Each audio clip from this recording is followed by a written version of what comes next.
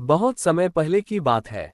भारत की पवित्र भूमि पर एक ऐसा पुरुष चलता था जिसकी आंखों में शांति थी, चाल में करुणा और शब्दों में अमृत।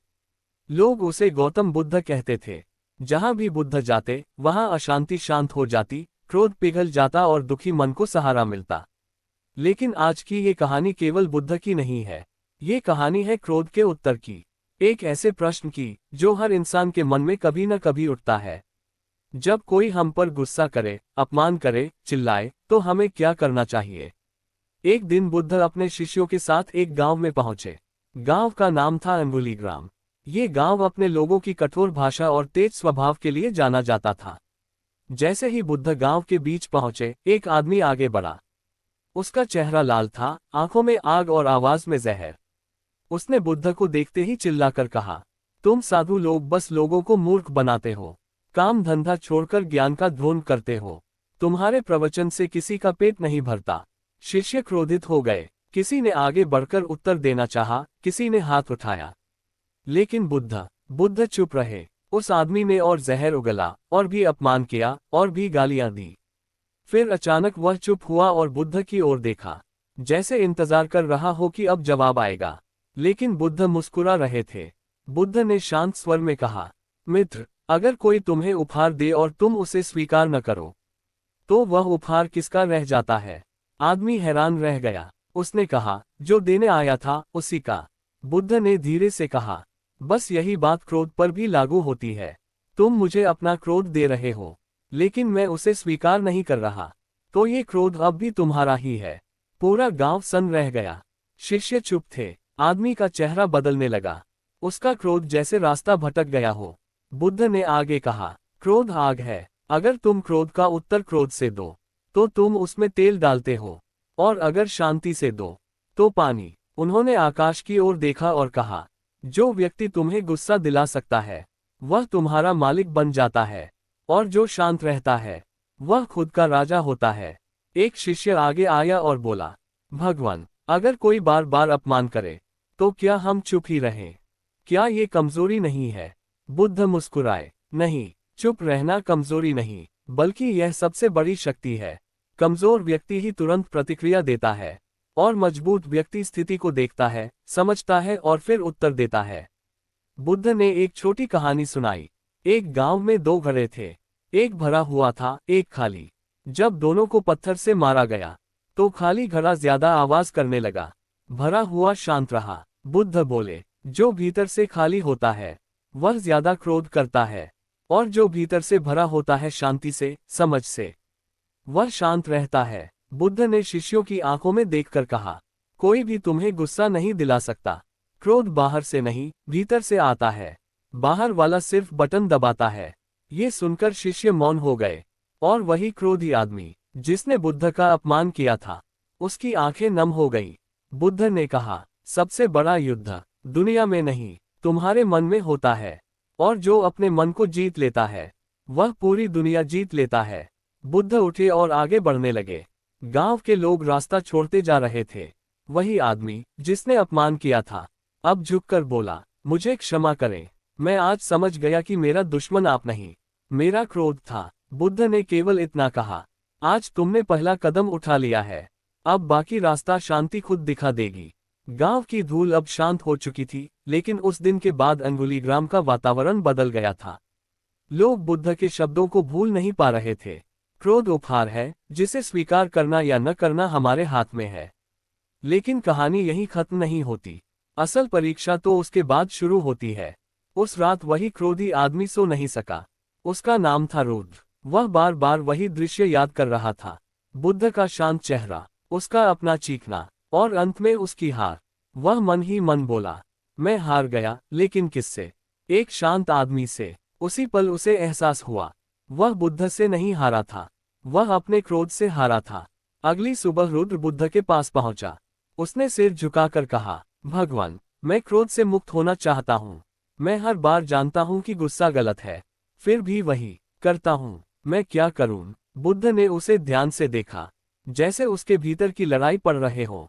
बुद्ध बोले, रुद्र, क्रोध घटना से नहीं, अपेक्षा से जन्म लेता है। जब दुनिया हमारी मर्जी से नहीं चलती, तो हम क्रोधित हो जाते हैं। फिर उन्होंने जमीन पर एक रेखा खींची और कहा, ये है तुम्हारी उम्मीद और ये है दुनिया की वास्तविकता। इन दोनों के बीच की दूरी ही तुम्हारा क्रोध है। रुद्र चुप हो गया। बुद्ध बोले, क्रोध आने से पहले 3 द्वार पार करता है, विचार, शब्द और कर्म। अगर किसी एक द्वार पर उसे रोक लिया तो वह फैल नहीं सकता। 1. विचार का द्वार। पहले विचार आता है, उसने मेरा अपमान किया। अगर यहीं रुक जाओ और पूछो, क्या सच में, तो आधा क्रोध वहीं मर जाता है। 2. शब्द का द्वार। अगर विचार निकल गया तो शब्द बनने लगता है। यहाँ मौन सबसे बड़ा हथियार है। 3. कर्म का द्वार। और अगर शब्द भी निकल गया तो हाथ उठता है, नुकसान होता है। ये सबसे खतरनाक अवस्था है। बुद्ध ने रुद्र से कहा, आज से जब भी गुस्सा आए 3 सांसें लेना और कुछ मत कहना। रुद्र ने पूछा, बस 3 सांसें? बुद्ध मुस्कुराए, हाँ, 3 सांसें और एक सवाल, क्या ये क्रोध मेरे काम आएगा? कुछ दिन बाद गांव में झगड़ा हुआ। एक आदमी ने रुद्र को अपमानित किया। पुराना रुद्र होता तो मारपीट कर देता, लेकिन आज उसने 3 सांसें ली, 1, 2, 3, और चुप रहा। लोग हैरान थे, रुद्र भी हैरान था। पहली बार उसने क्रोध को हराया था। वह दौड़कर बुद्ध के पास गया। भगवान, मैंने गुस्से को रोक लिया। बुद्ध ने कहा, नहीं रुद्र, तुमने किसी और को नहीं, खुद को जीत लिया है। यही असली विजय है। बुद्ध ने शिष्यों को इकट्ठा किया और कहा, अपमान का उत्तर 3 तरह से दिया जाता है। क्रोध से इससे दुश्मन बढ़ते हैं, मौन से इससे क्रोध मरता है, करुणा से इससे दुश्मन मित्र बनते हैं। फिर उन्होंने जोड़ा, अगर तुम्हारे पास शक्ति है तो करुणा चुनो, अगर शक्ति नहीं तो मौन चुनो। बुद्ध ने कहा, क्रोध शरीर को जलाता है, मन को अंधा करता है और बुद्धि को मार देता है। इसलिए क्रोध को दुश्मन समझो, पर क्रोधी व्यक्ति को नहीं। कुछ महीनों बाद रुद्र पूरे गांव में सबसे शांत व्यक्ति बन गया। जो उसे जानते थे वे विश्वास नहीं कर पाते। लोग पूछते, तुम बदल कैसे गए? वह मुस्कुरा कर कहता, मैंने उत्तर देना बंद किया और समझना शुरू किया। बुद्ध जाने लगे। रुद्र उनके चरणों में गिर पड़ा। भगवान, आखिरी उपदेश दीजिए। बुद्ध ने कहा, याद रखना, क्रोध का उत्तर शब्द नहीं, स्तर से दिया जाता है। नीचे उतरोगे तो हारोगे, ऊपर उठोगे तो जीतोगे। रुद्र अब वही व्यक्ति नहीं था जिस आदमी का नाम गांव में क्रोध का पर्याय था। अब लोग उसे शांति का प्रतीक कहने लगे थे। लेकिन जीवन परीक्षा लेना बंद नहीं करता। असल परीक्षा तो तब आती है जब तुम्हें लगता है कि तुम बदल चुके हो। एक दिन बुद्ध के जाने के बाद गांव में एक व्यापारी आया। उसने रुद्र पर चोरी का आरोप लगाया, पूरे गांव के सामने अपमान किया और उसे चोर कहा। यह झूठ था और यह सबसे कठिन क्षण था। रुद्र का शरीर कांपने लगा, पुराना क्रोध जागने लगा। मन चिल्लाया, अब चुप रहना कमजोरी होगी। रुद्र को बुद्ध के शब्द याद आए, जब क्रोध बहुत बड़ा हो तो मौन छोटा मत रखना, 7 दिन का मौन रखो। रुद्र ने सबके सामने कहा, मैं 7 दिन मौन रहूंगा। अगर मैं दोषी हूं, सजा स्वीकार करूंगा। गांव हंस पड़ा। लोग बोले, अब ये पागल हो गया है।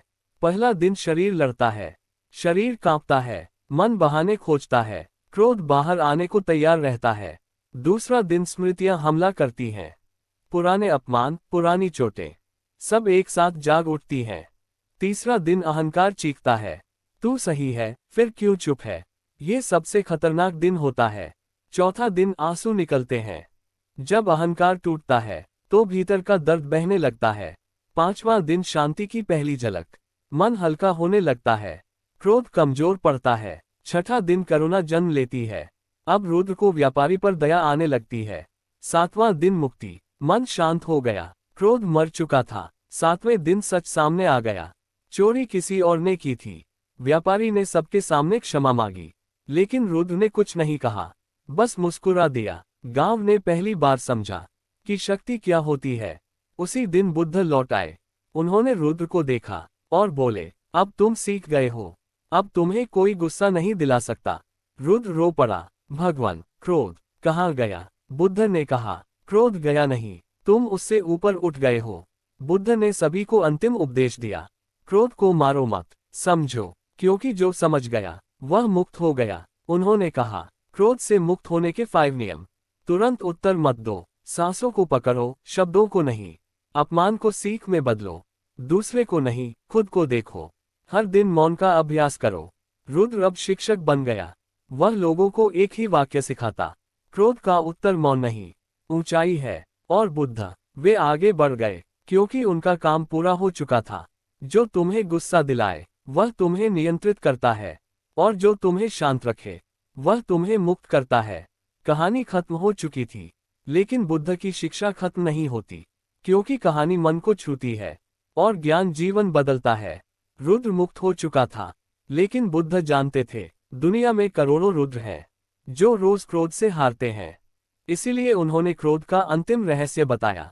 बुद्ध ने कहा, क्रोध का जन्म किसी व्यक्ति से नहीं, भय से होता है। भय किस बात का? अपमान का भय, हार का भय, अस्वीकार होने का भय, नियंत्रण खोने का भय। जहां भय है, वहां क्रोध जरूर होगा। बुद्ध ने 4 चरण बताए। 1. देखो, ऑब्जर्व। जब क्रोध आए, उसे रोको मत, बस देखो, यह मेरे भीतर क्या कर रहा है। देखते ही आधा क्रोध खत्म हो जाता है। 2. स्वीकार करो, एक्सेप्ट। मत कहो, मुझे गुस्सा नहीं आना चाहिए। कहना सीखो, हाँ, गुस्सा आया है, मैं देख रहा हूँ। 3. छोड़ दो, रिलीज। 3. लंबी सांसें और ध्यान, क्रोध को बह जाने दो। 4. समझो, अंडरस्टैंड। पूछो, ये गुस्सा मुझे क्या सिखाने आया है? बुद्ध बोले, क्रोध ऊर्जा है, अगर तुम उसे दबाओगे, तो वह जहर बनेगा, अगर समझोगे, तो शक्ति बनेगा। इसलिए बुद्ध ने कहा, क्रोध से लड़ो मत, उसे बदलो। बुद्ध ने बताया, हर दिन 10 मिनट मौन 1 साल में जीवन बदल देता है, क्योंकि मौन में मन की गंदगी नीचे बैठ जाती है, और शांति ऊपर आ जाती है। बुद्ध मुस्कुराए, जो तुम्हें गुस्सा दिलाता है, वह तुम्हारा शत्रु नहीं, तुम्हारा गुरु है। वह तुम्हें दिखाता है कि तुम्हारे भीतर अभी क्या बचा है। बुद्ध बोले, उत्तर मत दो, स्तर बदलो। अगर तुम ये पढ़ रहे हो, तो आज से एक प्रतिज्ञा लो, मैं क्रोध का उत्तर शब्द से नहीं, शांति से दूंगा। यह अब कहानी नहीं रही, ये साधना बन चुकी थी। जो यहाँ तक आया है, वह बदलने के लिए आया है। बुद्ध जानते थे, ज्ञान तब तक अधूरा है, जब तक वह जीवन में न उतरे। इसलिए उन्होंने अंतिम साधना दी। बुद्ध ने कहा, अगर कोई व्यक्ति इसे ईमानदारी से कर ले, तो उसका क्रोध जीवन भर के लिए कमजोर पड़ जाएगा। दिन 1 मौन का संकल्प। आज पूरे दिन अनावश्यक बोलना बंद करो, हर शब्द सोचकर बोलो। मौन इक्वल्स क्रोध का पहला शत्रु। दिन 2 सांसों की साधना। दिन में जब भी गुस्सा आए, 5 गहरी सांसें, और ध्यान सिर्फ सांस पर। सांस वर्तमान में लाती है, और क्रोध अतीत में रहता है। दिन 3 क्षमा लेखन। जिसने भी तुम्हें दुख दिया, उसका नाम लिखो, और लिखो, मैं तुम्हें मुक्त करता हूँ। क्षमा दूसरे के लिए नहीं, अपने लिए होती है। दिन 4 करुणा का अभ्यास। आज जानबूझकर किसी ऐसे व्यक्ति के लिए अच्छा करो, जिससे मन नहीं करता। करुणा इक्वल्स क्रोध की कब्र। दिन 5 अहंकार तोड़ना। आज किसी एक जगह जानबूझकर झुको, गलती हो या न हो, माफ करे, कहो, अहंकार टूटेगा, क्रोध मर जाएगा। दिन 6 आत्मदर्शन। आज अकेले बैठकर पूछो, मुझे क्रोध क्यों चाहिए, मैं किससे लड़ रहा हूँ, और उत्तर लिखो। दिन 7 मौन ध्यान। 30 मिनट मौन में बैठो, कुछ मत करो, कुछ मत सोचो, बस देखो। इसी दिन क्रोध की जड़ दिखती है। बुद्ध ने कहा, जिस दिन तुम्हें क्रोध आए और तुम मुस्कुरा दो, समझ लेना तुम मुक्त हो गए। रुद्र का अंतिम रूपांतरण। रुद्र अब गांव छोड़ चुका था। वह देश देश घूमता, लोगों को एक ही बात सिखाता, क्रोध बाहर नहीं, भीतर रहता है। और शांति भी। क्रोध का उत्तर शब्द नहीं, शांति है, और शांति का उत्तर मुक्ति है।